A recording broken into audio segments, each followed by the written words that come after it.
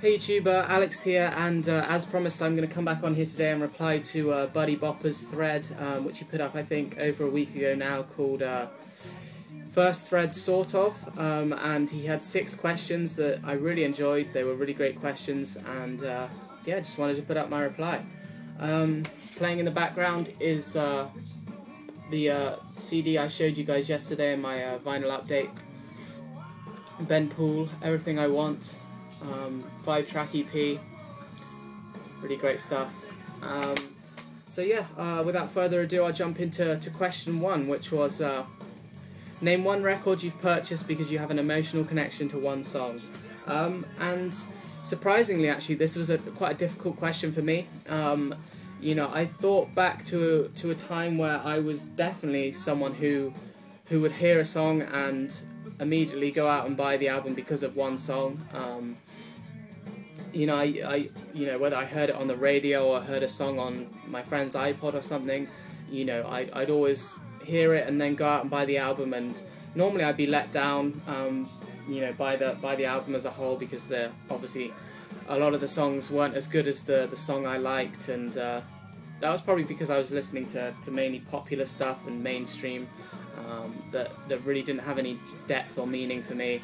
But recently it's really kind of changed. I mean, right now I'm either buying brand new albums, for instance that Bon Iver album and the Fleet Foxes Yesterday. You know, those were albums that I really didn't know too much about. I hadn't heard any of the songs off those albums before. You know, I'm either buying albums like that, or I'm buying classic older albums which I tend to like every song off of those albums. So you know, it's kind of all changed for me. I don't tend to buy albums now because I like one song, but of course there are exceptions, and I did manage to find an album that seemed to fit this question pretty well, and one I actually picked was Elton John, Goodbye Yellow Brick Road. And I wasn't really a big Elton fan prior to buying this album. I mean, you know, I'd grown up with his music kind of surrounding me a little bit. My parents were fans of him. You know, they used to play his songs on car journeys and stuff. I remember hearing him and hearing his hits. But no, I really wasn't a fan. I didn't really have any idea what he was like as a person or an artist. And as I said, I'd only really heard the hits, and you know, I was fond of some of those hits, and but I never developed a real passion for his music. So I guess when buying this was a little bit of a blind purchase for me at first.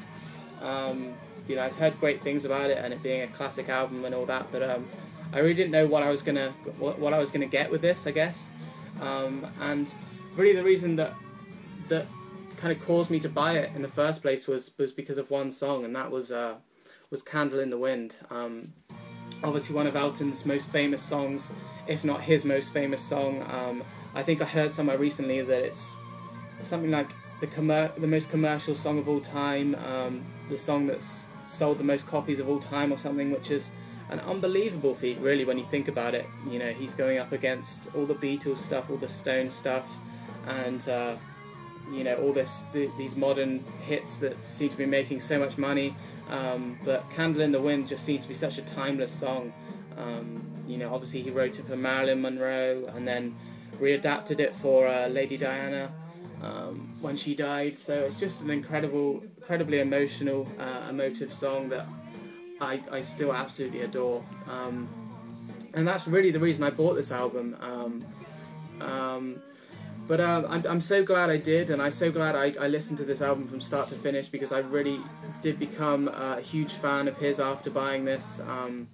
You know, this album was absolutely mesmerizing. I mean, you just have to look at side 1 and side 2 to know this is an absolute classic. I mean, Funeral for a Friend, Love Lies Bleeding, Candle in the Wind, Benny and the Jets, Goodbye Yellow Brick Road. I mean, those songs alone would probably make an album that would be up there as one of the albums of the 70s. So yeah, as I say, originally I bought this for Candle in the Wind, but I'm so glad I did buy it, because since then I've really my opinion on Elton John has changed massively. So yeah, that's question 1. Question 2 was show one record that was beat and you overpaid for in order to fill a hole in your collection. I'm actually going to skip this question now, because I haven't really been collecting long enough to have overpaid for a record. I mean, I could have, but I just have chosen not to at this stage. I mean, I don't consider any of my albums to have been overpaid for. As I was saying, I'm either buying kind of newer releases at standard price, or older classic albums secondhand for normally like £2 or £3. So it's I don't think I've overpaid for any records really. There hasn't been any that I can think of. So I can't really answer the question, but I'm sure in the future, there will most definitely be times where I'll be searching long and hard for an album on eBay or Discogs that I can't find anywhere else. But that time just hasn't come yet. So that's question 2. Question 3 was name or show one song or album that shoots you straight back to the first time you heard it. What was the situation? I've actually got 2 examples for this, and the first one is by an artist that's very, very close to me. I've been a fan of this artist for a long time now, well, reasonably long time, and it's actually Cat Stevens. And if you've watched previous videos of mine, I do mention him quite a lot as kind of the catalyst for some of the stuff I'm into now. I mean, I don't think I'd be into a lot of the folky stuff I'm into now without hearing Cat Stevens. And this is Teaser and the Firecat, which I recently acquired. But the song off this I wanted to quickly talk about was Morning Has Broken, which is probably my favourite song on the album. It's one of my favourite songs of his, and yeah, I'll never forget first hearing that song, and whenever I hear it now, it shoots me back straight to this situation. And it was actually when I was up visiting my grandma. She lives up in Oxford, and I go and visit her, pretty regularly. And I was visiting her even more regularly, like kind of 4 years ago. And I went to visit her, and I remember sleeping in her spacious spare room, and I remember waking up really early one morning. I think it was kind of like 6:30 in the morning. I woke up, and I couldn't get back to sleep, and I just remember it being a beautiful spring morning, and I woke up, and she wasn't awake, and went downstairs, and I really fancied listening to some music, so put my headphones in and started listening to my Cat Stevens CD, which pretty sure it was the first time I'd listened to it from start to finish. And as I say, it was a beautiful morning, and I stepped outside, and as soon as I stepped outside, this song came on, Morning Has Broken, and I never forget how fitting it was, how fitting that song was for the moment in time I was listening to it. I mean, it was an absolutely stunning morning. The sun was shining, the dew was glistening on the grass. It was springtime, so all the flowers were coming out. Everything, there were so many colours. My grandma takes great pride in her garden, and she's big on all the gardening and stuff. So I just remember it being a very, very poignant moment, because it was the first time I heard the song, and it just seemed absolutely perfect timing. So that's a song, and whenever I hear it now, it shoots me straight back to that specific moment in time, and it's almost spooky how real it seems to be, and how much I can actually remember from that one morning. It's weird, but just an amazing song, and I absolutely love it. So that's the first example, and the second example was, of course, the first time I heard Bob Dylan, and had to mention this. I mean, obviously it was quite a monumental moment for me as a music fan, and it was actually when I was in an English literature lesson, when I was in year year 11. I was year 11, so I was 15 years old, and basically we were reading through a poem. I can't remember the name of the poem, but it was quite a famous poem, I think, and it actually had a line in it which mentioned blowing in the wind, and my teacher at the time was, I didn't know it, but she was a huge Dylan fan, and I guess she felt obligated and inspired to show us some Dylan at the end of the lesson. So she basically typed him in on YouTube, not knowing what would come up, and typed in Bob Dylan on YouTube, and this video came up, sure enough, of him singing "Blown in the Wind" in 1963, and I'll never forget. Everyone was just absolutely, almost horrified by this. I mean, everyone had been growing up listening to the modern stuff and the mainstream things, and they just weren't used to hearing people like Bob Dylan. And I just remember everyone really just kind of, you know, groaning and moaning the whole way through the video, and not really paying too much attention to him or the song or the words. I just remember being sat there on my own. Well, I probably sat next to a friend, but I was just sat there, absolutely mesmerised and drawn into this you know, this person that I'd never seen before, and that was just a very, very powerful moment for me, and it was something I'll never forget, because obviously it turned me on to Dylan's music. And I just remember going home that night and searching him again on YouTube, and just hearing many, many more of his songs. I remember hearing Mr. Tambourine Man that same night, and from then on I just never looked back, and wanted to buy all of his albums and everything. So yeah, it was quite a special moment. So those are just the two examples that sprung to mind, but there's probably some others as well which I could talk about. Okay, question 4. What is your ritual when listening to records? Kind of touched on this in the Grecian Thunders thread, I think, but that was more about inserts. But I said that I don't really have a consistent ritual when it comes to listening to my records. I know there's some people that have to go through routine, specific steps when listening to records, but I've never been someone that feels the need to do that. You know, I'll do various things. Sometimes I'll lie on my bed and close my eyes, and as many people have said, kind of let the music absorb the music and be surrounded by the music, and I really enjoy doing that. It's probably the purest form of listening to music. And sometimes I'll turn the lights out, sometimes I'll close the windows and just, you know, try and you know, kind of make the atmosphere more real, or, you know, more pure, I guess. Sometimes I'll sit in this chair and just kind of, yeah, relax to it. Sometimes I'll research the artist on Wikipedia and other sites. You know, sometimes I'll walk around the room, but I don't have a consistent or, you know, a ritual that I go through every time. I can see myself developing a ritual. Obviously, I haven't been collecting too long, and haven't treated music in this kind of way for very long. You know, I used to listen to music purely for casual reasons, and you know, it's obviously recently become a lot more important to me and influential in my life. So I can definitely see myself developing a routine for listening to records, because I am quite an obsessive person. You know, I like to set out routines for things. It kind of runs in my family, but for some reason records, it's not yet you know, kind of come to that. But I don't have a specific ritual really. Yeah, that's question 4.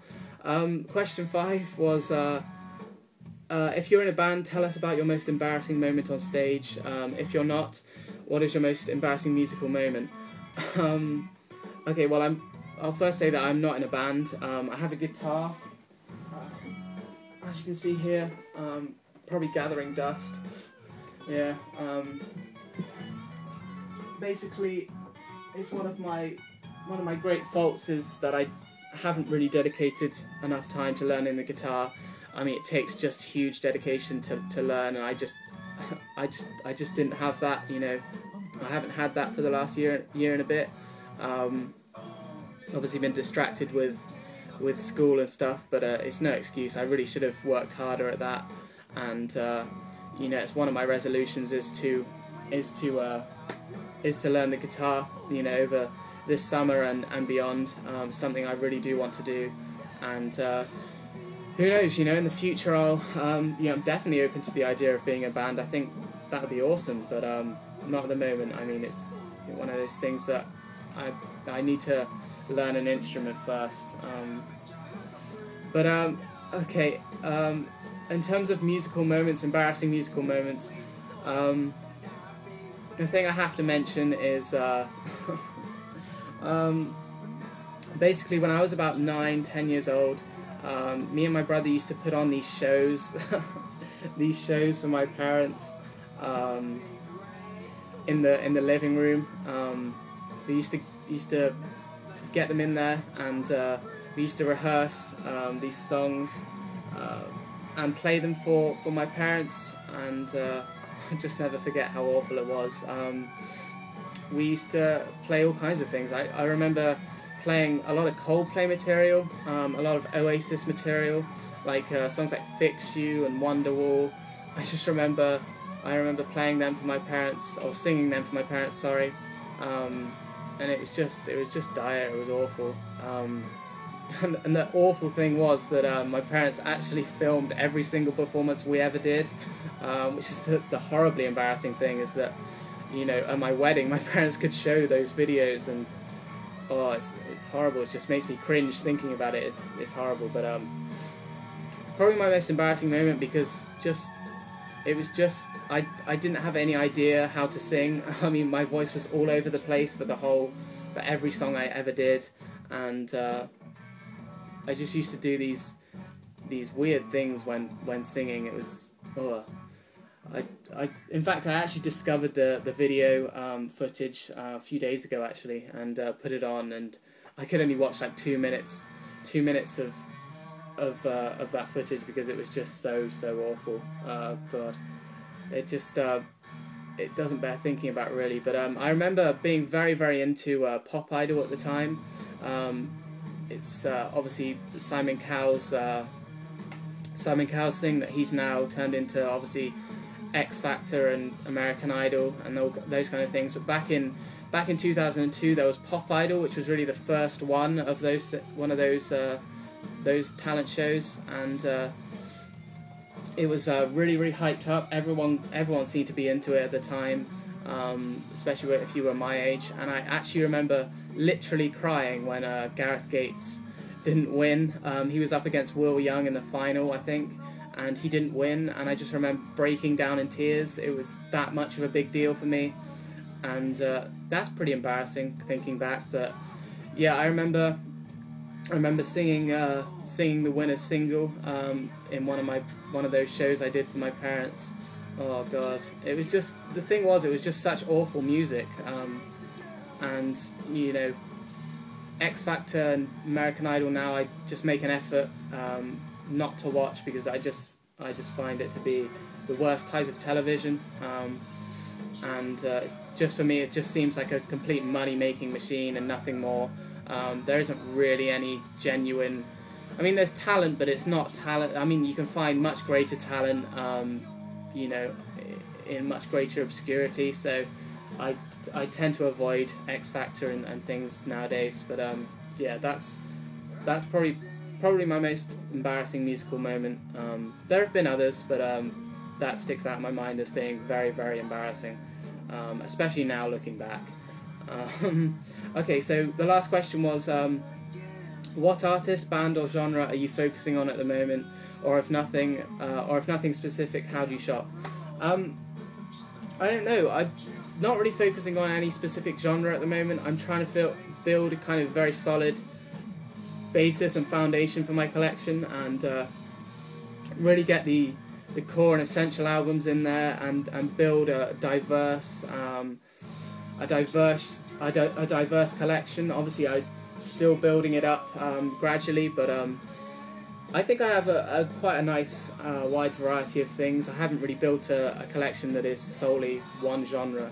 I've tried to keep it varied and diverse, as I say. So at the moment, just focusing on buying things that I enjoy, and not focusing too much and too hard on specific genres or on things like that. But at times I do like to focus on specific artists, and for instance the Fleet Foxes, which you know, I first heard probably only 3 weeks ago, and since then I bought their single, their Record Store Day single, their first album and their second album, so I now actually have pretty much a complete Fleet Foxes collection, and that's come within like the space of 3 weeks to a month. So yeah, you know, I do like to focus on artists from time to time. And another one, what I mentioned yesterday was the Beach Boys. I thought it was about time I got some Beach Boys in my collection, and that's an area I'm looking to focus on over the next maybe couple of weeks, is to get some more Sunshine Pop, as well as some more psychedelic albums into my collection, because I feel that's a real gap.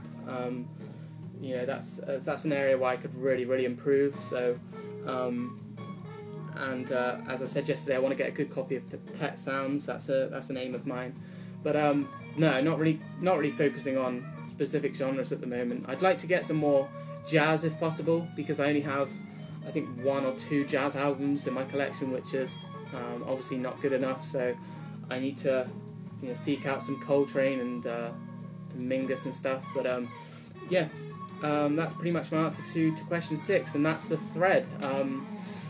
Amazing questions, really enjoyed answering them. Sorry this has gone on way too long, and I think I'm at 21 minutes now, so I better shut up. But yeah, as I said yesterday, I'm looking to reply to a couple of other threads. I know Sequoia Flames got a thread up, and Suprawez, I think his name's, he's got a thread up as well. So most likely I'll be back maybe today or tomorrow to do one of those, and hopefully get some more videos up later in the week. Apart from that, thanks very much for watching, guys.